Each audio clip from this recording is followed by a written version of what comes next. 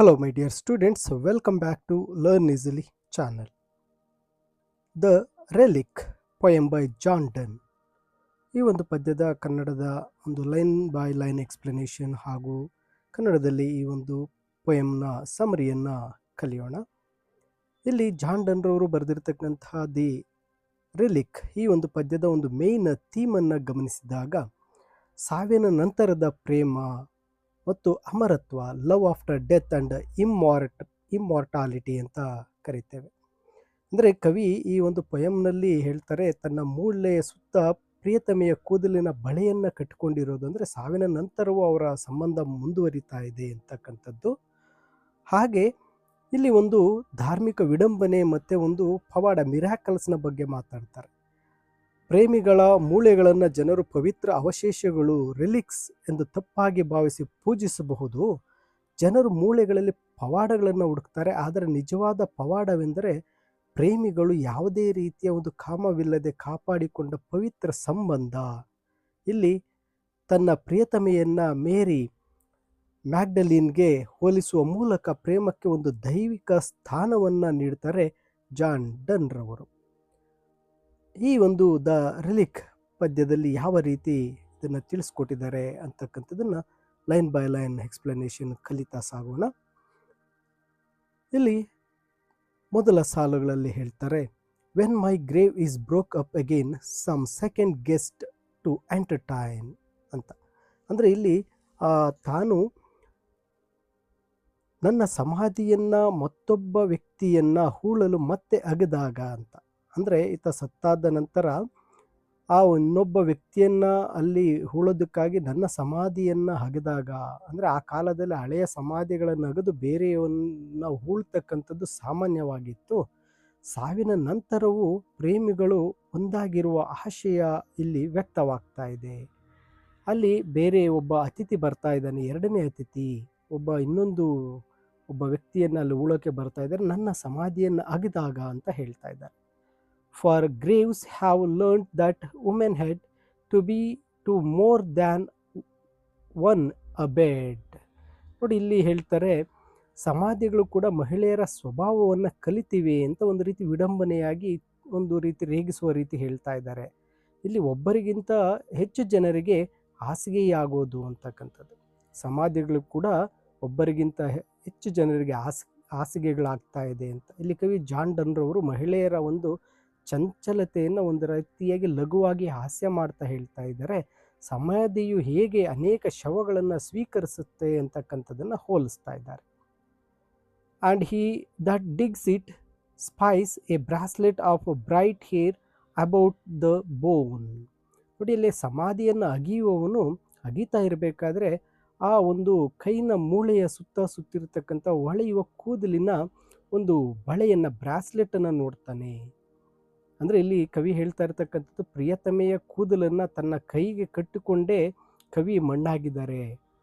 ಇದು ಸಾವಿನ ನಂತರವೂ ಸಹ ಅವರ ಒಂದು ಪ್ರೀತಿ ಉಳಿಯುವ ಮತ್ತು ದೈಹಿಕ ಮತ್ತು ಆತ್ಮೀಯ ಪ್ರೇಮದ ಸಂಕೇತವಾಗಿರುತ್ತೆ.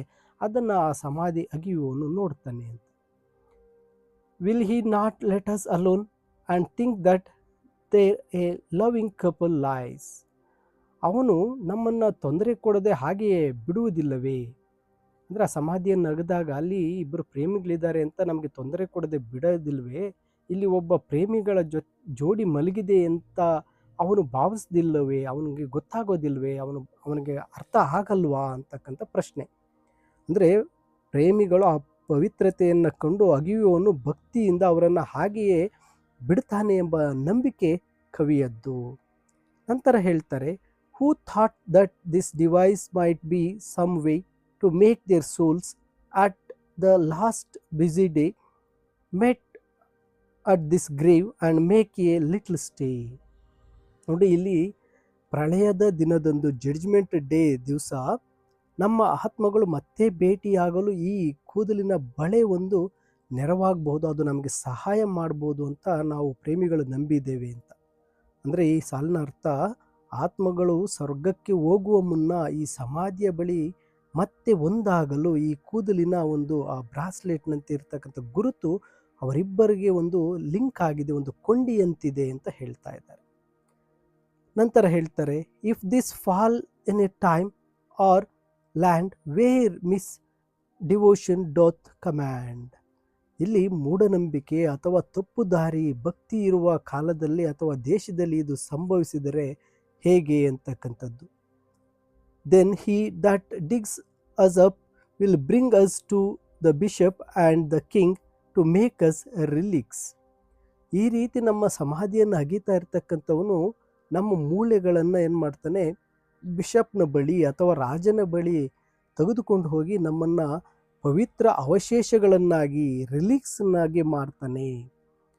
ಜನರ ಅತಿಯಾದ ಭಕ್ತಿಯಿಂದ ನಮ್ಮ ಪ್ರೇಮವು ಧಾರ್ಮಿಕ ಪವಾಡದಂತೆ ಕಾಣಿಸಿಕೊಳ್ಳುತ್ತೆ ಅಂತ ಹೇಳ್ತಾ ಇದ್ದಾರೆ. Then thou shalt be a Mary Magdalen and I a something else there by.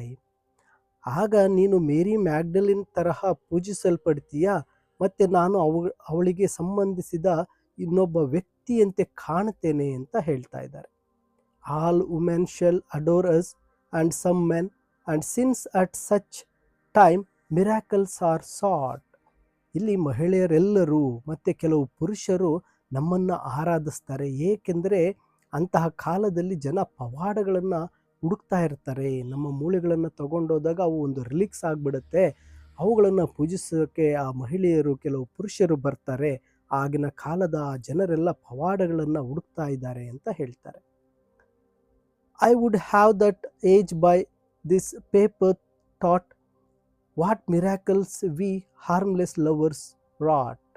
ನೋಡಿ, ಇಲ್ಲಿ ಹೇಳ್ತಾ ಇರ್ತಕ್ಕಂಥದ್ದು ಆ ಕಾಲದ ಜನರಿಗೆ ನಾವು ಹಾನಿಕಾರಕವಲ್ಲದ ಪ್ರೇಮಿಗಳು ಯಾವ ಪವಾಡ ಮಾಡಿದ್ದೆವು ಅಂತ ಅವರಿಗೆ ನಾನು ಹೇಳಬೇಕಾಗಿದೆ ಅಂತ ಹೇಳ್ತಾರೆ.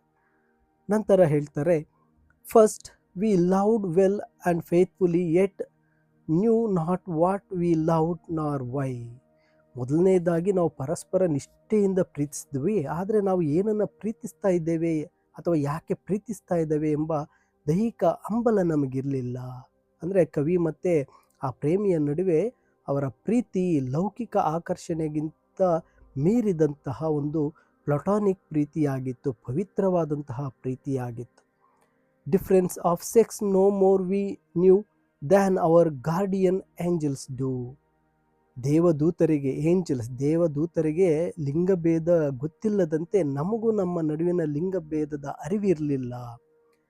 ಪ್ರೀತಿ ಕೇವಲ ದೈಹಿಕವಲ್ಲ, ಅದು ಆತ್ಮಗಳ ಮಿಲನ ಎಂಬುದು ಈ ಸಾಲುಗಳಲ್ಲಿ ಹೇಳ್ತಾ ಇದ್ದಾರೆ. ನಮಗೆ ಯಾವುದೇ ರೀತಿಯ ಲಿಂಗಭೇದವಿರಲಿಲ್ಲ, ನಾವು ದೈಹಿಕವಾಗಿಗೋಸ್ಕರ ನಾವು ಪ್ರೀತಿ ಮಾಡ್ತಾ ಇರಲಿಲ್ಲ ಅಂತಕ್ಕಂಥದ್ದು ನಮ್ಮ ಆತ್ಮಗಳ ಮಿಲನ, ನಮ್ಮ ಪ್ರೀತಿ ಅಂತ ಹೇಳ್ತಾ ಇದ್ದಾರೆ. Coming and going we perchance might kiss but not between those meals.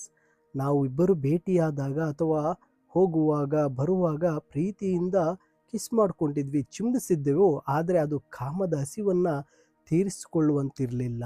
ಯಾವುದೇ ರೀತಿಯ ಕಾಮದ ಭಾವನೆಗಳು ನಮ್ಮಲ್ಲಿ ತುಂಬಿರಲಿಲ್ಲ ಅಂತ ಹೇಳ್ತಾರೆ. Our hands never touched the seals which nature injured by late law sets free. ಪ್ರಕೃತಿಯಿಂದ ಬಂದಂತಹ ಕಾನೂನುಗಳು, ಆ ನಿರ್ಬಂಧಿಸಿದಂತಹ ದೈಹಿಕ ಸುಖದ ಮುದ್ರೆಗಳನ್ನು ನಾವು ಎಂದಿಗೂ ಸಹ ಟಚ್ ಮಾಡಿರಲಿಲ್ಲ, ಅವುಗಳನ್ನು ನಾವು ಮುಟ್ಟಿರಲಿಲ್ಲ ಅಂತ ಹೇಳ್ತಾರೆ. ಅವರು ತಮ್ಮ ಪ್ರೇಮದಲ್ಲಿ ಒಂದು ಸಂಯಮ, ತಾಳ್ಮೆ, ಒಂದು ಪಾವಿತ್ರತೆಯನ್ನು, ಪ್ಯೂರಿಟಿಯನ್ನು ಕಾಪಾಡಿಕೊಂಡಿದ್ದರು ಕವಿ ಮತ್ತು ಅವರ ಪ್ರೇಯಸಿ ಅಂತ ಹೇಳ್ತಾರೆ.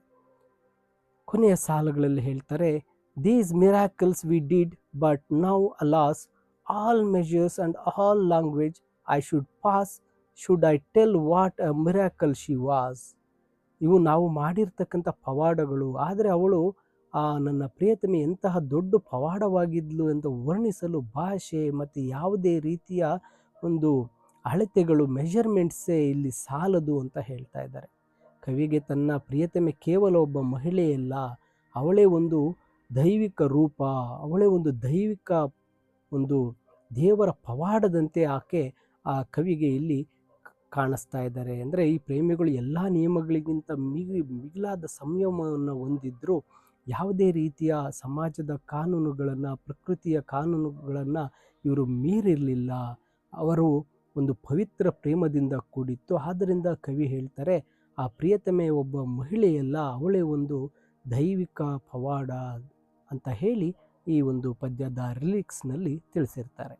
ಮೈ ಡಿಯರ್ ಸ್ಟೂಡೆಂಟ್ಸ್, ಈ ಒಂದು ಪೊಯಮ್ನ ಕನ್ನಡದ ಎಕ್ಸ್ಪ್ಲನೇಷನ್ ತಿಳಿಸಿದ್ದೇನೆ. ಇಂಗ್ಲೀಷ್ ಸಮರಿಯ PDF ವಿಡಿಯೋದ ಡಿಸ್ಕ್ರಿಪ್ಷನ್ನಲ್ಲಿದೆ, ನೀವು ಡೌನ್ಲೋಡ್ ಮಾಡಿಕೊಳ್ಳಬಹುದಾಗಿರುತ್ತೆ.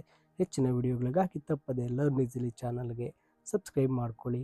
ನಿಮ್ಮ ಫ್ರೆಂಡ್ಸ್ಗೂ ವಿಡಿಯೋನ ಶೇರ್ ಮಾಡಿ ಅಂತ ಹೇಳ್ತಾ, thank you for watching this video.